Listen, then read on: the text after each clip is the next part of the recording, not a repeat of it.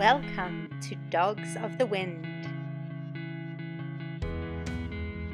In this series, we invite you to join us in the Kruger National Park as we slow down and take you with us the long way up. Traveling from south to north and back again.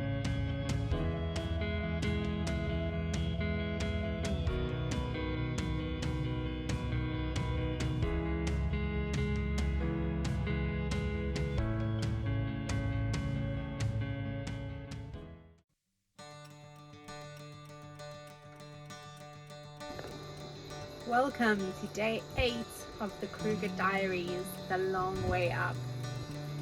Today was a traveling day. We traveled all the way from Satara to Shingwedzi. We are hoping for a leopard because the last time we were in Shingwedzi we saw multiple leopard sightings. So hopefully this time we'll be treated nicely again and get to see lots of leopard. But we don't want to get our hopes up, especially with leopard, because they're so shy. The most exciting sighting we had today was a trio of honey badger. We saw the 3 honey badgers just outside of Satara on our way up.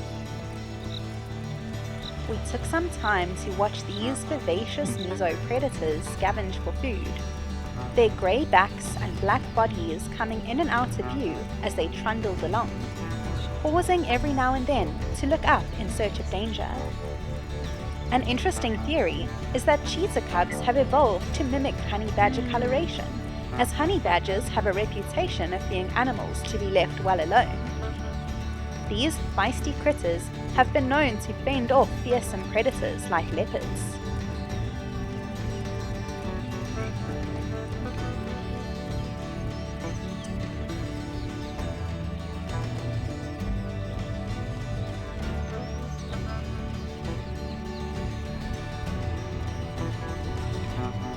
It was soon time for us to say goodbye to the trio of honey badgers as we had a long journey north to Shingwedzi.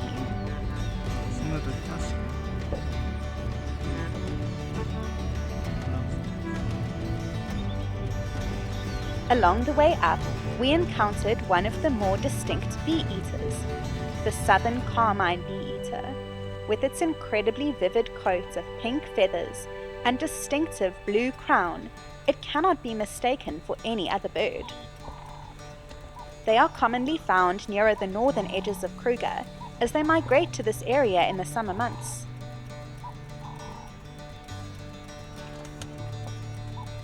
We also came across this large tusked elephant. Although the tusks didn't look tusker length, we could be mistaken. If anyone knows if this guy is named, please let us know in the comments. We always marvel at the size of an aged elephant, no matter how many we come across. You can see the experience as he gently plucks fresh leaves full of nutrients, making sure to avoid leaves covered in sand, as wearing down their last set of teeth is a death sentence for elephants. We soon crossed the incredibly full Olifants River, with water spanning from bank to bank, a testament to the volume of rain that the Kruger had seen this year.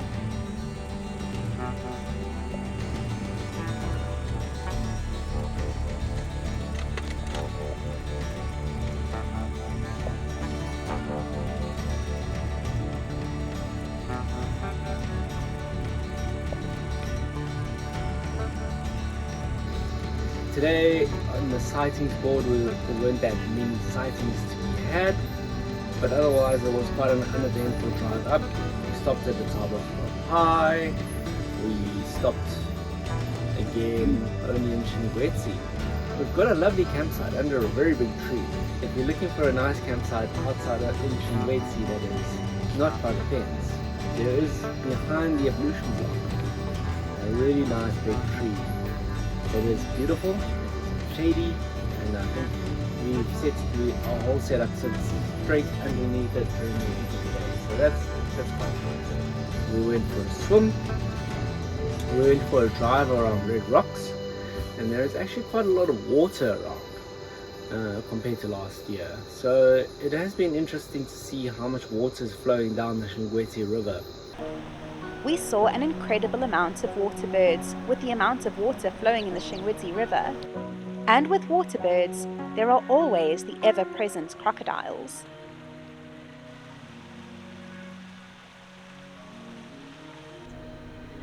We were also lucky to see the endangered southern ground hornbills, always a favorite sighting for us.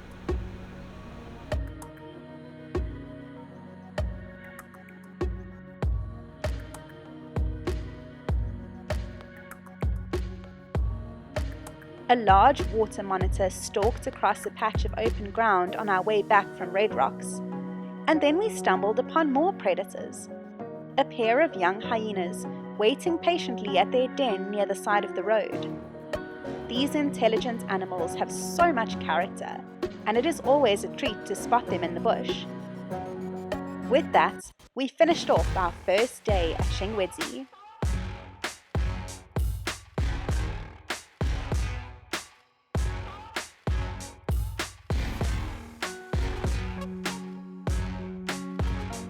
Go. Hello and welcome to day 9 of the Kruger Diaries, the long way up. Now Kruger Diaries is no longer just a 5-minute challenge. We're actually just going to do this as a thing, isn't it? Yes. Today was a really lovely day. We got up early, got out the gate by around about 4:30. We were hoping to try and maintain our streak from last time we were here and see many amazing things in the morning, but unfortunately this was not to be. We decided to do the Mpongolo loop, so that was our plan for the morning. Unfortunately, we didn't see anything in the pre-dawn glow, but as the sun rose, we encountered a large troop of baboons. Although they may not be the most jaw-dropping sight in Kruger, baboons are always entertaining to watch. And so we watched them for a few minutes near the start of the Mpongolo loop.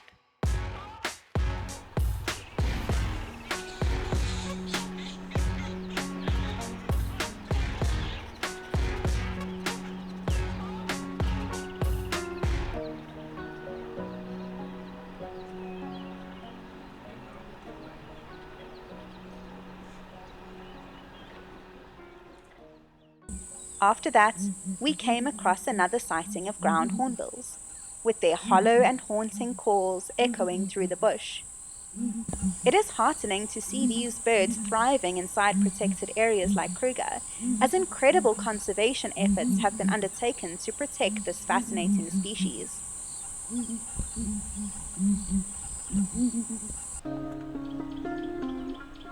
A green pigeon sat nestled in the branches of a tall tree, and a pair of white-fronted bee-eaters perched side by side on a twig.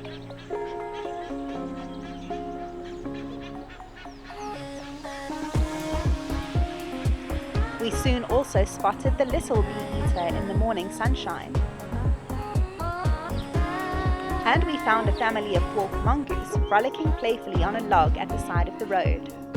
But other than these small creatures, the dirt road was quiet.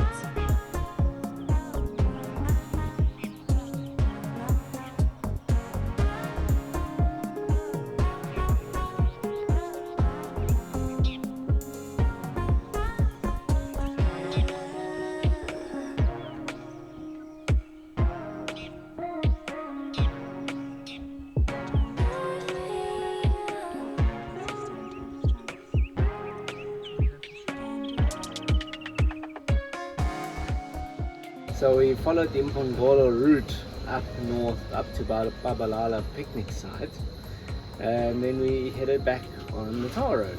So going back on the tar road, generally, sometimes you see some amazing things, sometimes you don't, and this was one of those times where we actually did see some quite amazing things.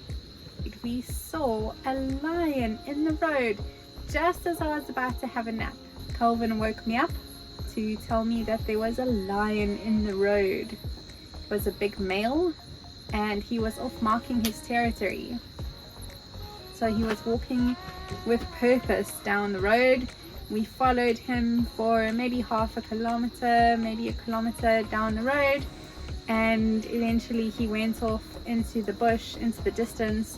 We could still see him, but we decided to move on anyway, and we headed towards home. On our way home, we noticed a whole lot of cars stopped at the Lamont waterhole.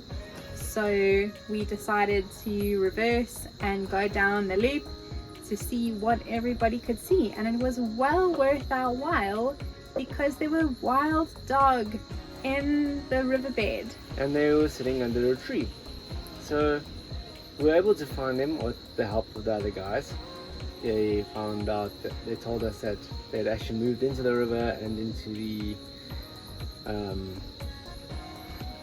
under the tree there, and we were able to see there were about 12 of them there, and they were all very, very healthy looking wild dog. It was a really, really beautiful sighting. So very, very lucky that we got to see 2 predators in one drive.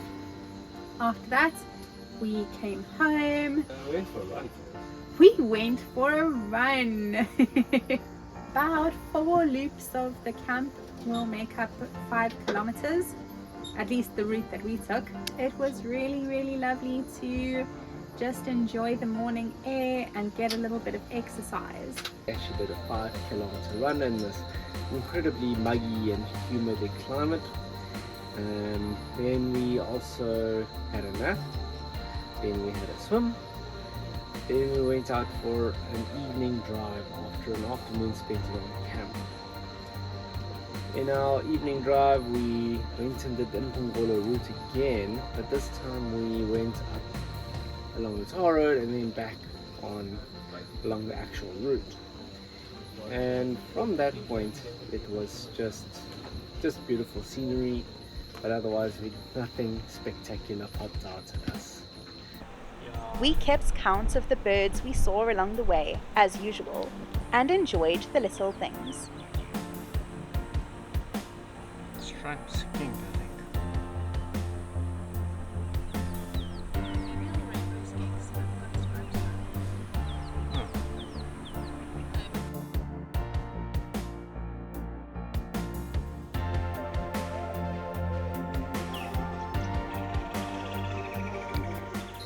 So we headed back to camp, spent some time on the bridge, and from spending some time on the bridge we were able to see some little swifts and take some photos, and then we headed back to camp. We made a delicious curry, a veggie curry, and something that we've been trying very hard is that we actually bought food beforehand, and we haven't bought anything major from the shop as yet. We've only been eating food that we brought from home. So we've been doing quite well. We are onto the dry foods and the veggies. We are fresh out of meat, but it's alright. We're ending off the evening with our 5-minute challenge, and that's that.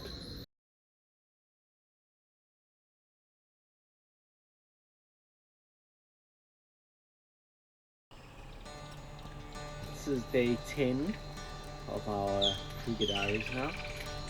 Today we woke up very early once again, as usual. It's become our routine to wake up at about 4 o'clock in the morning so that we can be out by 4:30.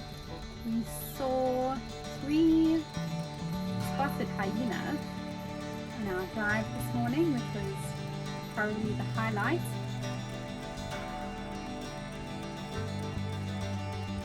We continued on to Kruger Dam, and we saw some pipit plovers, and that was about all. So going down south was quite nice. It's a lovely drive, very scenic. We just didn't see much until the large predatory mammals. Back at camp, an angry squirrel used its best intimidation tactics against us as we rested in the shade of what was clearly his tree. Later that afternoon, we witnessed 2 giants engaging in battle, tusk against tusk. We maneuvered as best we could to capture the epic battle amid the trees. We watched the new housewives of hippos. Yeah, we watched the dramas unfold of like a hippo pod. Like there's one poor outcast who got shoved out when the whole pod moved from one pond to the next pond. It was true drama. The hippo drama was indeed worthy of any reality TV show, as these large semi-aquatic creatures established their social hierarchy. It was interesting to watch the pod protect their little ones from the cantankerous males.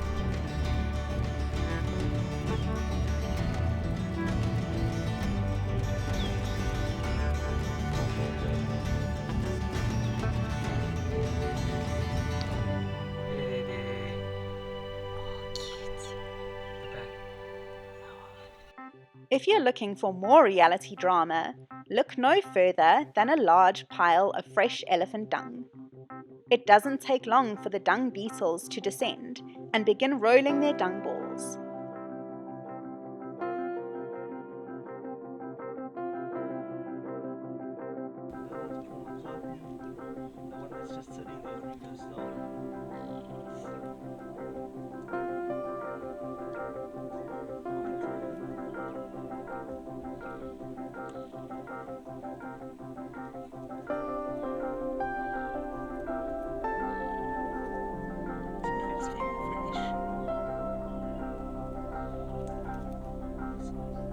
If you look closely enough, you'll witness the dramas unfold as cheeky little beetles attempt to commandeer the dung balls already rolled by other beetles. Work smarter, not harder, as they say.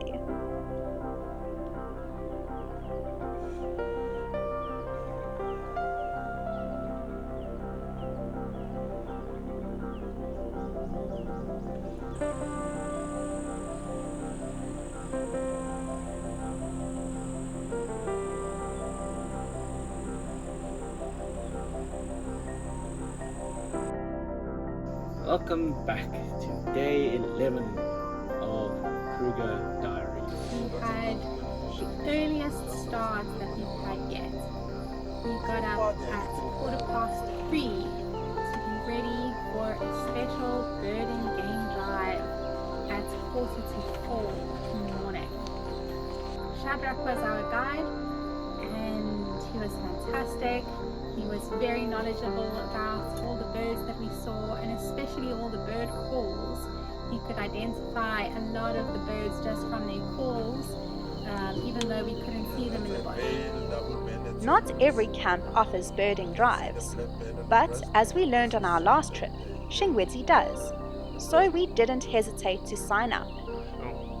We saw many birds even before the sun rose, and we continued to spot a great variety throughout the morning.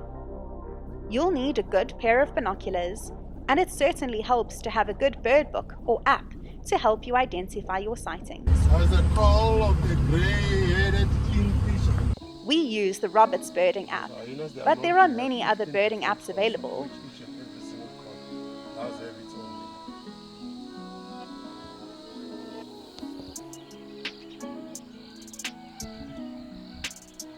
Yellow. Last one there.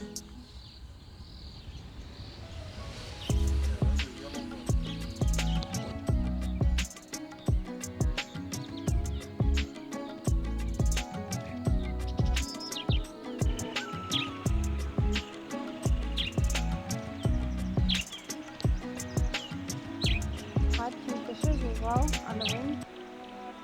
Oh yeah.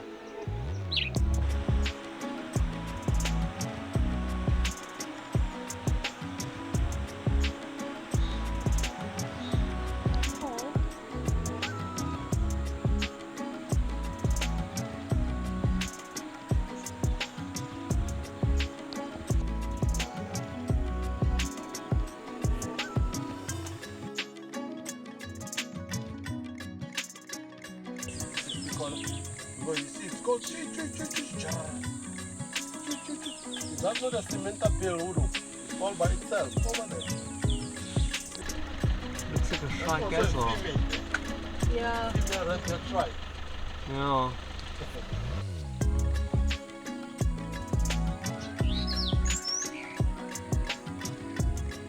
Yeah, tree planted color. There's also one button there. Yes, yeah.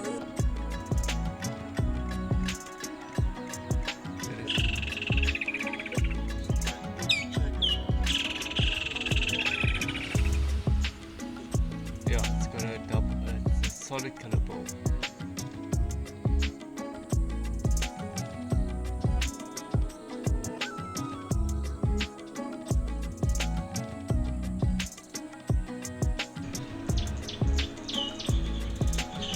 Should have got a hook beak.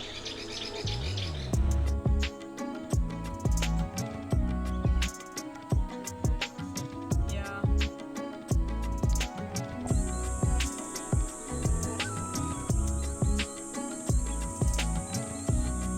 We identified close to 60 species in just a few hours on our morning drive, and we were very pleased with our total. Otherwise, it was a lovely morning. It's a 3-hour game drive. It costs around 300 Rand per person too. We stayed around camp for most of the day. After that, we started chatting to some of our neighbors, and we found out that we were not the only ones having trouble finding cool things to look at. Anyway, on that note, we did head through to Kruger in the afternoon, and we saw nearly nothing as well. But on our way back, we were extremely lucky. We stopped to have a look at some birds of prey in the sky above us. And when I looked down from the sky, what was in front of me? Lindsay shouts, "There's a leopard in front of us." And there it was, walking across the road, right in front of us. And then it disappeared off into the bush. Lindsay has her camera first mentality, and she was able to get about 3 seconds of footage, so you'll probably see it now. But that gives us our leopard sighting for Shingwedzi.